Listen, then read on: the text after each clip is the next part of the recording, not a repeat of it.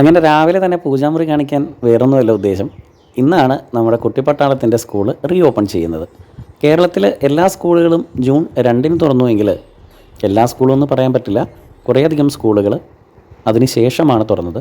പ്രത്യേകിച്ച് നമ്മുടെ സ്കൂൾ പുറക്കാട് പഞ്ചായത്തിലെ ഒട്ടുമിക്ക സ്കൂളുകളും ജൂൺ 2-ന് തുറക്കാനായിട്ട് സാധിച്ചില്ല. കാരണം നേരത്തെ മഴയും കാര്യങ്ങളൊക്കെ ഉള്ളതുകൊണ്ട് തന്നെ ആ സ്കൂളുകളിലെല്ലാം ക്യാമ്പ് നടന്നിരുന്നു, ദുരിതാശ്വാസ ക്യാമ്പ്. അപ്പോൾ അതുമായിട്ട് ബന്ധപ്പെട്ടുകൊണ്ട് സ്കൂളുകളൊന്നും തുറക്കാനായിട്ട് സാധിച്ചില്ല. പകരം ഇന്ന് ജൂൺ 9, ഒരാഴ്ചയും കൂടെ സമയം കിട്ടിയതിന് ശേഷമാണ് എൻ്റെ കുട്ടികൾ സ്കൂളിലേക്ക് പോകുന്നത്. അപ്പോൾ എന്തായാലും ആദ്യം സ്കൂൾ തുറക്കുമ്പോൾ ഒരുപാട് സന്തോഷമാണ്. കാരണം ഇത്രയും നാൾ അവരുടെ കൂട്ടുകാരെ ഒന്നും കാണാനായിട്ട് സാധിച്ചില്ല. ഋത്തുവിനെ സംബന്ധിച്ചിടത്തോളം 1-ാം ക്ലാസ്സിലും വേദു 4-ാം ക്ലാസ്സിലുമാണ്. അപ്പോൾ ഋത്തുവിനെ തേടി പുതിയ കൂട്ടുകാരന്മാരെത്തുമ്പോൾ തൻ്റെ പഴയ കൂട്ടുകാരെ കാണാനുള്ള സന്തോഷത്തിലാണ് വേദു സ്കൂളിലേക്ക് പോകുന്നത്.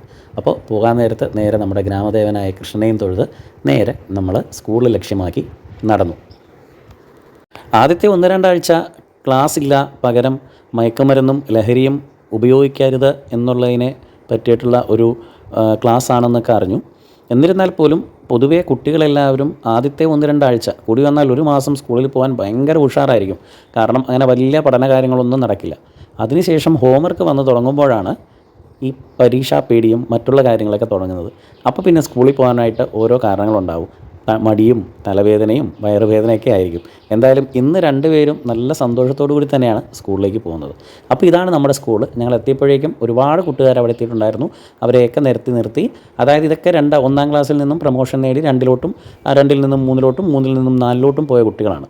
അപ്പോൾ നമ്മുടെ 1-ാം ക്ലാസ്സിലുള്ള കുട്ടികളെ വരവേൽക്കാൻ വേണ്ടിയിട്ട് അവിടെ ഫുൾ സെറ്റപ്പാണ്.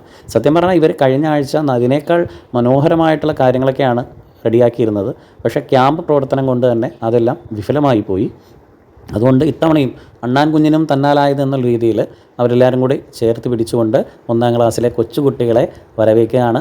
ചേട്ടന്മാർ ബാൻഡുമേളവും ചേച്ചിമാർ താലവും ഒക്കെ പിടിച്ചുകൊണ്ട് നല്ലൊരു വരവേൽപ്പ് തന്നെയാണ്. ടീച്ചർമാരെല്ലാ കുട്ടികൾക്കും ചന്ദനക്കുറിയൊക്കെ തൊട്ട് നല്ലൊരു വരവേൽപ്പ് കൊടുക്കാനായിട്ട് ശ്രമിച്ചു.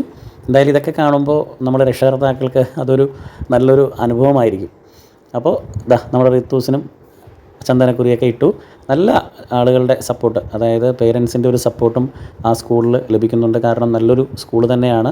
അങ്ങനെ ഞാനും പരിപാടി തുടങ്ങുന്നതിന് മുമ്പ് എൻ്റെ മോനോടൊപ്പം ആ ക്ലാസ്സിലിരുന്നു. അങ്ങനെ പരിപാടിക്ക് തുടങ്ങി. അങ്ങനെ നമ്മുടെ ഋത്തൂസിനെയും വിളിച്ചു, ഒരു നല്ലൊരു കിരീടവും കൊടുത്തു, ഒരു ചെറിയ ഗിഫ്റ്റും കൊടുത്തു.